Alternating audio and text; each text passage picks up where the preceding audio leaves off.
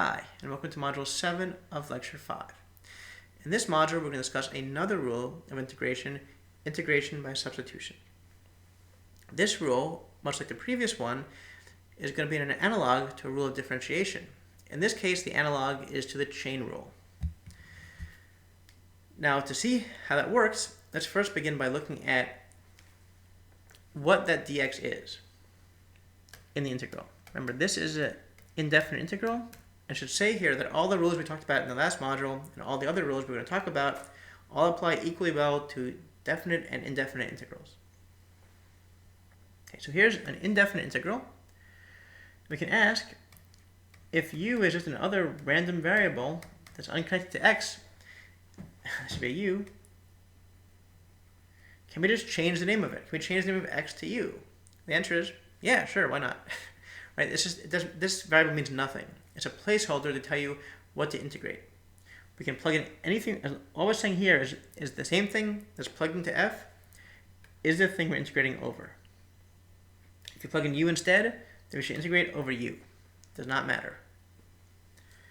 This is exact analog to how if we had something indexed by I and summed over it, and we had something indexed by j and summed over it, changing I to j means nothing. It's just a placeholder. It's an index. It means nothing by itself. The x and u here are just there to tell you what to integrate over. And in both cases, you're saying you integrate over the thing plugged into x. They mean nothing by themselves. What if, however, they do mean something? What if they have some actual attachment to something real? What if we have that x is actually equal to some function of u? Like that. What if x equals g of u? Well, integration by substitution is exactly this procedure, replacing a u with an x. In that case, f of x equals f of g of u, and we have a composite function. And this is how we're going to connect the chain rule to this rule. This rule being this: the integral from a to b of f of g of u, g prime of u du is equal to integral from g of a to g of b of f of x dx. We're substituting in x equals g of u. So we're enabling the integral to happen by substituting in x for g of u. That's what this is called, integration by substitution. And this is the actual form of integration by substitution. You start off with a complicated function, and by making the substitution right here, you end up with a simpler function over here on the right. And the goal is to make a simpler function something you can actually integrate. So before we get into it, so that's the first step, writing it down. Now we're going to do two more things to understand it better. First, we're going to go through and prove this using the chain rule. And second, we're going to give examples to help you understand how to use this, including ways to do this that are more simply so you don't have to remember that entire equation in the bottom there. But the good news about this rule, even though it looks a little more complicated than before, is that it'd be applicable only in very specific cases, particularly cases in which you happen to have a substitution handy you can make with the derivative of that substitution kind of hanging around. And you'll see exactly what that means when we go through the examples shortly. Before we do that, though, let's prove that substitution equation. Okay, so again, we're going to begin by making this substitution of x for u. I'm going to start by forming the function f. With the substitution, it's now f of g of u, a composite function. And that's where the chain rule is going to come in. Okay, so f of g of u. Now, let's define the antiderivative of this as capital F of g of u. We can do this because f of g of u is just a function, and we can define its antiderivative in the usual fashion without thinking too hard about it. We're not going to have to actually compute it, so don't worry about it. And now we can look at the derivative of that antiderivative, which should return, well, let's see. Here's the derivative of the antiderivative, like this. It's a composite function, so we can use the chain rule. The chain rule gives us f prime of g of u times g prime of u. F prime of g of u, right? Capital F prime is just little f. So this thing is going to give you little f of g of u, g prime of u. Now, if that wasn't clear, let's back up a step. That's the chain rule. If you're not sure what's the chain rule, you define v equals g of u. Then f prime of v is just that, and g prime of u is just that. Then f prime of v is the same as f prime of g of u. Plugging that back in again, step 4 of the chain rule. And the last step, you multiply together this over here times this to get this. Only difference is now we've noted that capital F prime is the exact same thing as little f, because the integral of little f is capital F. So the derivative of this composite function over here is equal to this. That's going to come in handy in a second. The fundamental theorem of calculus says that the integral of this derivative, du, is equal to f of, and sorry, I should have balance in this thing, from a to b, of g of b minus f of g of a. Right? Because the integral of a derivative returns the original function back again, and then you evaluate it to balance according to the fundamental theorem of calculus, which is that. So here's one way of writing this. Now we can write each side in a different fashion. This side can be written like this, according to the chain rule thing we just used. And this side, you can also use the fundamental theorem of calculus going in reverse to write this as this. And now if you make the left-hand side equal to the right-hand side, because they all equal each other, you're done and you have integration by substitution. This is a little hand-wavy as all of our stuff is going to be, because we didn't prove they exist, but we proved they equal. That's good enough for here. So there you go. That's the proof of integration by substitution. And note the key step here that allowed us to do this, that allowed this equality to go through, was the chain rule, which is why this is related to the chain rule in differentiation.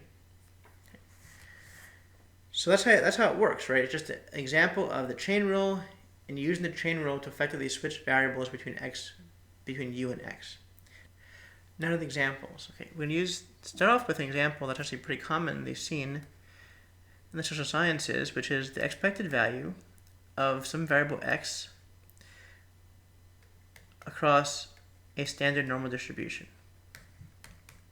And there's a constant integration out there. Note that in the actual book of this printing, there's a typo. It should be the square root of 2 pi, not 2 pi. It doesn't make a difference for the actual example or anything else. Just this is correct. So here is this is the expected value of x across a normal distribution. You'll see why that's the case in part 3 of the class. But this is what it is. Okay, so this is why the example exists. Now, when trying to find the more complicated integral, the first step is to try to identify whether or not you can split it up into individual pieces, right? Sums or differences. Clearly here you can't do that. You can't take x and e to the x and split them up into 2 different pieces. So the next step is to see if you can identify some kind of composite function. And lo and behold, we have one, right? E to the negative x squared over 2 is a composite function. It's the exponential composed with x squared over 2. So we can use that, we can make use of that effect to try to reduce this integrand into something simpler. And we do that in the same fashion we did that for the chain rule, which is to identify the composite function and then split it up into component pieces. Here, let's define u equals g of x, where g of x equals negative x squared over 2. Now here I'm switching the roles of u and x from the proof of substitution. U and x are just letters. They don't mean nothing in this case, so you can switch however you want, but if it bugs you, you could replace x with u in the very first equation in the sheet right now. Okay, so here's that. What do we do with that? Well, now we can actually write the left hand this equation up here in terms of g, but first we need to differentiate g, because if we're going to use substitution, we're going to have the derivative of g. Well, that's pretty straightforward. The power rule says the derivative of x squared, you pull down the 2, subtract 1 from the exponent, you get 2x. The 2 cancels with the divided by 2, and you get negative x, which happens to be the thing in front of the e. So you can write this whole thing, negative out front, as g prime, x, got 2 negatives, makes a positive, e to the gx, dx. And now substitution says this thing is going to be equal to the integral of e to the u du. Right? Just directly applying the rule for substitution. Again, flipping x and u, but again, they're just letters. Well, this is going to be negative 1 over 2 pi times e to the u plus c. And I can finish it off by replacing e to the u with the original variable. And there you go, you've integrated x times e to the negative x squared over 2. Pretty good. So that's how you use substitution. It requires 2 things. One was the same as required for differentiation using the chain rule, which is you have to have some kind of composite function in the integrand. The first one. That we have. 2 was the thing that was not required for the derivative in the chain rule, which is that you must have multiplying the function in some fashion, some multiple of a derivative of the inner element, the g of x here, in the composite function. If you don't have that, you can't use substitution. Let's see how that works exactly. Let's do the same exact thing. Right, the same exact one. Let's get rid of the x. Can we solve that? Well, again, it's a composite function. I can again define this, and I can again say that this equals negative x. But when I go to deal with that fact, all I get is this. There's no g prime. We can't actually switch to the new variable without the g prime. I can multiply and divide by g prime, right, to get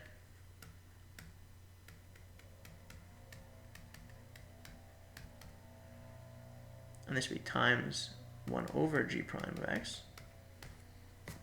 But that helps us not at all. We still can't do anything with this.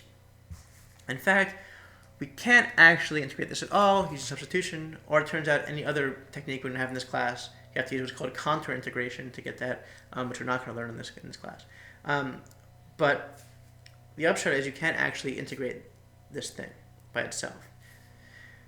Because there does not exist the derivative of the inner term in the composite function multiplying the function itself. In other words, you must always have a function that looks kind of like this.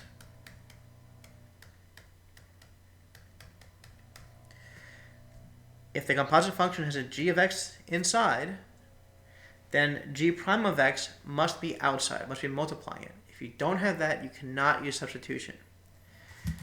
And that, it turns out, is a good thing. It's not a good thing for integrating lots of different stuff, but it's a real good thing for identifying when you can use substitution. Because it should be pretty easy, after you get some practice, to identify pretty quickly whether or not you have the derivative of the inner term multiplying the function itself. Now, it need not be exactly the same. So here's a similar example. Here, let's have the integral make it a little easier for us. Let's say x squared e to the x cubed, right? Dx. Well, we can again say u is x cubed, because clearly the composite function is e and x cubed. Then, and that's g of x. Then g prime of x is going to be 3x squared. Now, we don't actually have a 3x squared up front, but this thing is equal to, let's see how we do this, 1/3 times 3x squared e to the x cubed dx. Right? So all I did is multiply and divide by 3. Now we have 1/3 the integral of g prime of x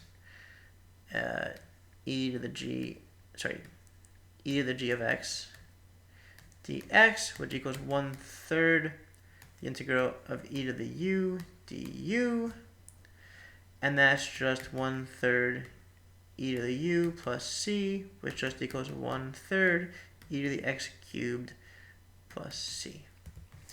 So you see, we can manipulate what we have sometimes in order to use substitution. However, if we instead had this,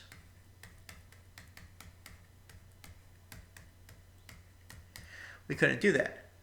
You can't make x plus 1 squared into some multiple of x squared. Even though there's an x squared in that expansion, there's other terms as well, and you can't use them properly with the integral. So you could multiply this out, and the first term you could deal with, but the second term you couldn't deal with, and neither the third term. So you have to be very careful that it is some kind of multiple, that the term in front is some kind of multiple of the term of the inner term, the g of x.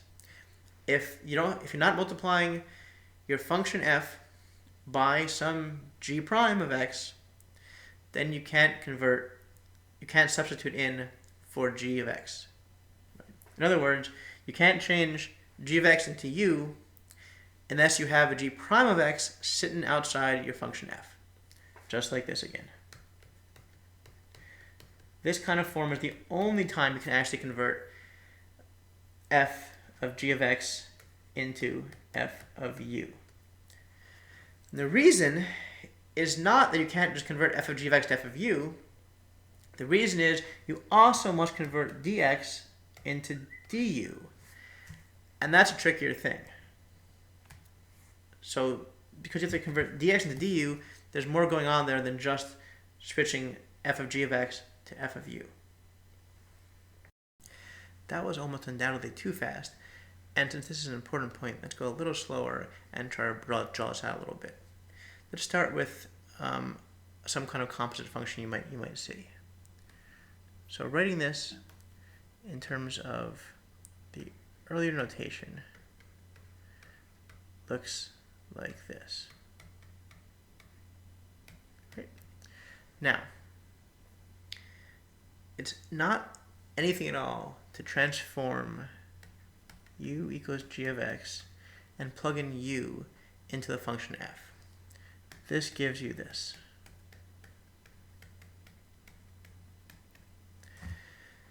The complication comes from this dx right here. We have to transform not just the argument of the function f, but also the variable we're integrating over. Now, it turns out a really nice, convenient way of doing that is to use this identity over here.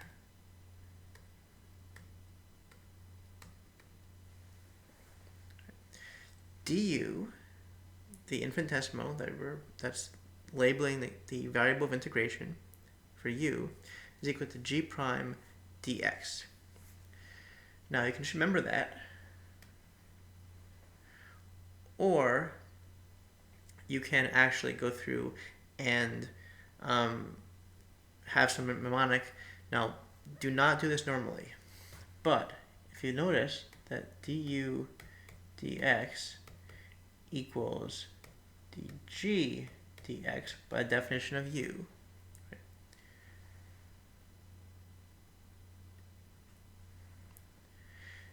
equals g prime, and you violate all the rules of derivatives and treat du dx as actually a fraction, then you would get du equals g prime dx, and that's the actual identity. Now that's totally illegal, right? We can hand wave and think about dx as infinitesimal things, which actually wouldn't be illegal, but point is, this is a mnemonic. This is a way of trying to get this thing up here via this way of remembering it. If that helps you, great. If not, just remember this thing up top here. Why do I remember that? Well, if du equals g prime dx, then dx equals 1 over g prime du, as long as g prime is not 0. If it is 0, the whole function is 0, so it's not very interesting anyway. What does that get us? Well, now we can substitute in for dx over here and get g prime x f of u 1 over g prime of x du. The g primes cancel, and we get f of u du.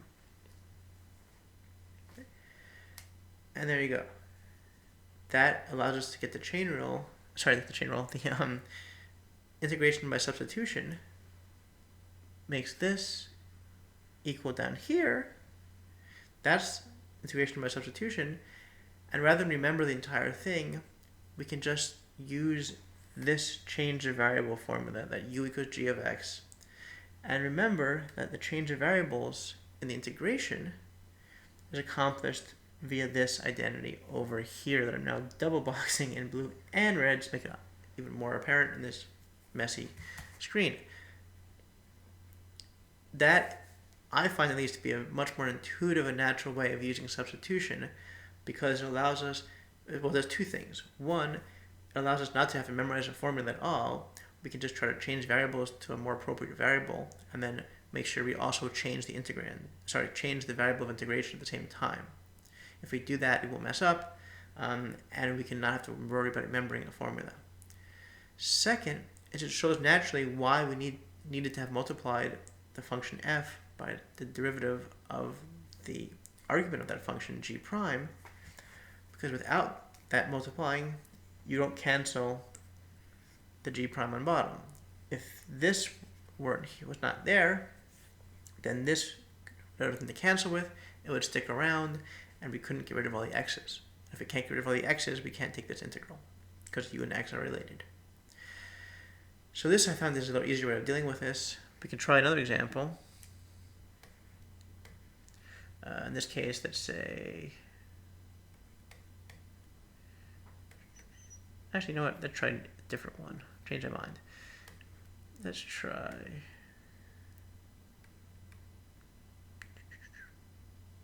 x squared plus x, and over here will be 2x plus 1 dx. Okay. So, again, we have a composite function. You might be asking, why are all your function examples exponentials with the polynomial in the power? Well, we need a composite function that involves a very small number of things. Polynomial composite functions aren't that exciting. A logarithm is just messier, so this is a nice way of doing these examples. Plus, because the normal distribution is an exponential, as well as some other probability distributions are also exponentials, so it actually comes up decently often in statistical inference. So we'll use these as examples. Okay. So again, we're going to try to identify u, but rather than go through and try to just write down the formula for integration by substitution, we'll try to use this method we just talked about. So u is going to equal g of x, which is going to equal x squared plus x. Now, there's identity. Du is going to equal g prime dx. G prime is 2x plus 1. Again, using the fact that the derivative is linear. The derivative of x squared is 2x. You pull down the 2. Subtract 1 from the exponent. Plus the derivative of x, which is just 1. So it's 2x plus 1 times dx. Now we can change it around so that dx equals 1 over 2x plus 1 times du. Now we substitute in to the original equation here all the u's for the x's. Well, 2x plus 1, you got e to the u, and then you have 1 over 2x plus 1 du. This cancels with this. You got e to the u du, and that is e to the u plus c, which plugging back in is e x squared plus x plus c. There you go. So this is a way to fairly quickly go through and use substitution without remembering the formula for substitution. I find it much more intuitive, so I learned how to do this. And it allows you, as long as you remember this identity right here, you can change variables to anything you want, and you can pretty quickly check to make sure that the change of variables you decide on is going to work. Because the g prime is going to have to cancel with the thing in front of the function that you're substituting into. Okay. So that's almost everything for substitution. Maybe it's not as bad as you're expecting from my setup there. One more thing I should mention is the bounds. So we've been dealing with indefinite integrals so far, and that's just fine. But for bounds, you gotta be a little careful because the bounds change when you change the variable of integration. So let's just use this example and start adding bounds to this thing. I'll add the bounds in blue. So what if instead we had bounds from 1 to 2? Well, when we change variables, right, as long as we're still dealing with x, we're fine. But when we change variables, x equals 1 corresponds to something different in u, right? So you plug in x equals 1, you get 1 squared plus 1 equals 2. So the lower bound in this integral for u is actually 2. Similarly, when you plug in x equals 2 into u, you get 2 squared is 4 plus 2 is 6. So the upper bound now is 6. If you go back and you recall the integration by substitution equation, the new integral with u had g of b on top and g of a on bottom.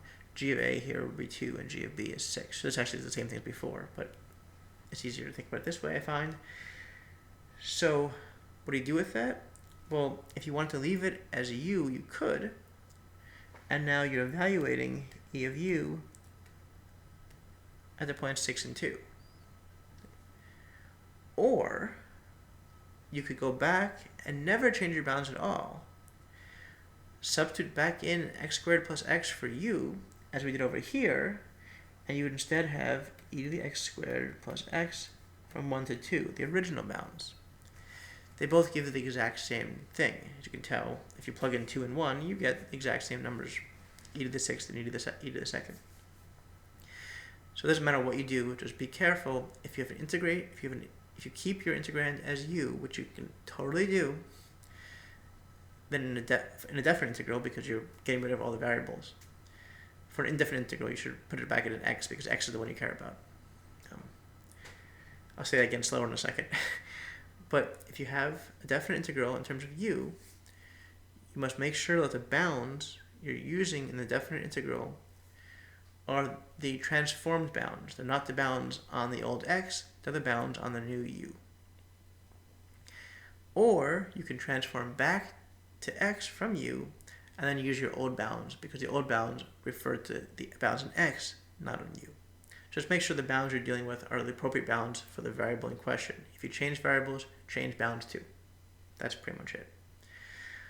If you're using an indefinite integral, you should always convert back, as I was saying, you should always convert back to the original variable, because the original variable is what you actually care about. The new variable you transform to it is just a way to solve an integral. It might have absolutely no substantive meaning, right? If x is, if x is war deaths or whatever, sorry, I do a lot of IR. If x is war deaths, then transforming that to x squared plus x has no meaning whatsoever. So you want to convert back to x squared plus x at the end to make sure that you're actually producing a function of x which has substantive meaning instead of a function of u which does not have substantive meaning. That's it. That's the second of the rules, integration by substitution. The last one is integration by parts, and we'll get to that in the next module. Thank you very much.